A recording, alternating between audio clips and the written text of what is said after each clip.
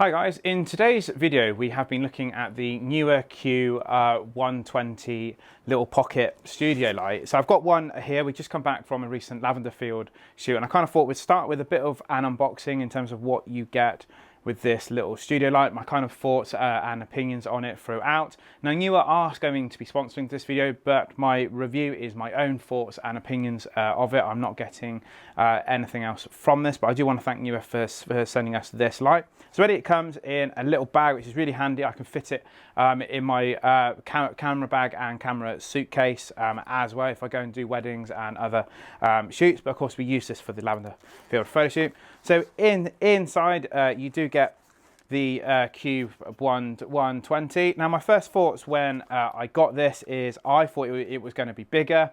It's actually smaller than I thought. It's actually just bigger than one of my flash guns. It's quite lightweight. It's got a magnetic top here with this dome diffusion in the front.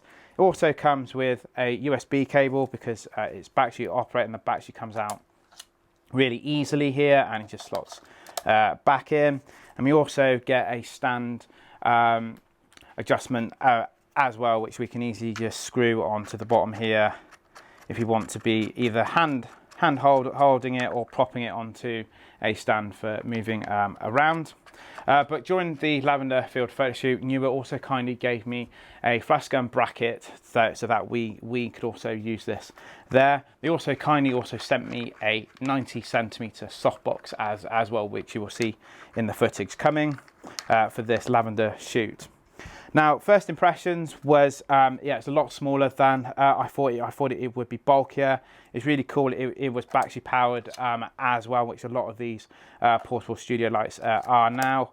It was really easy to use. It's got all the same channels you would find A, B, C, D, E.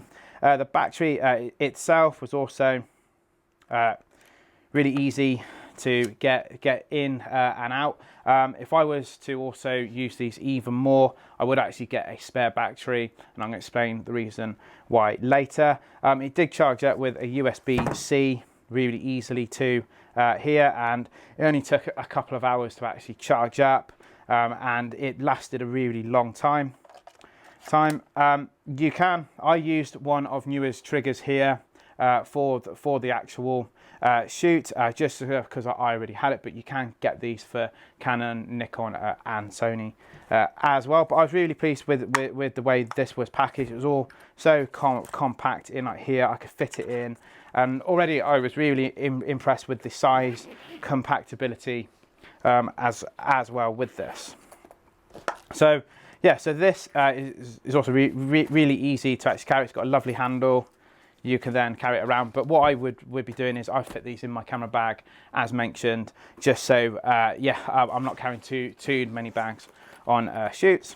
So my thoughts using this on a photo shoot. So we did a lavender field photo shoot with a model called Jade, and as mentioned, Neewer kindly gave us a softbox and a bracket for using for this, and I was very impressed. My first thoughts were it was really easy to use. We had it on full power most of the time because, as you can see in this footage, it was a very bright sunny day and we really needed that power to fill in the shadows on Jade's face.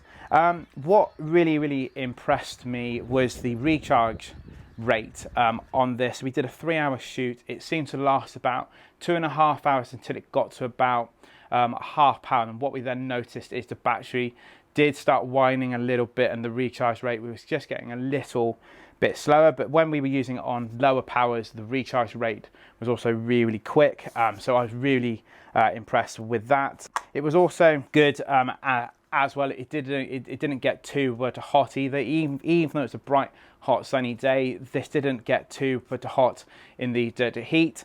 I didn't really use this diffusion cone. I didn't really see a purpose for it for this outdoor shoot because we needed a softbox and can control the light a lot more. But if I was doing a wedding or any kind of indoor studio shoot like this, or low bokeh shoot, I could easily have this bouncing up at the ceiling and then creating a fill light. But it would be really cool, and Neewer if you please could, that'd be amazing. I'd love to actually have the adapters and lighting modifiers for this, so that we can then test this out further. But that was really good. Yeah, the battery duration did, I say, last about two and a half hours till it got down to about half power, and there was about 4 of us shooting using this. So even having groups of people like our event photography, this lasted 2.5 hours to get down to half power on full power duration, which you don't get with a lot of these. So that was probably what I would take away mostly from this light was the duration. The battery lasted on a really intense shoot. I would say it would have been interested to use this in different weathers, just to see how weatherproof this might have been. But as you can see, there are fans and things here, so I can imagine water getting in. So I would want to keep this covered for low vacation shoots. I was very pleased with the range of duration you can actually get. That was also really helpful for these shoots. But all in all, I was mightily impressed with this.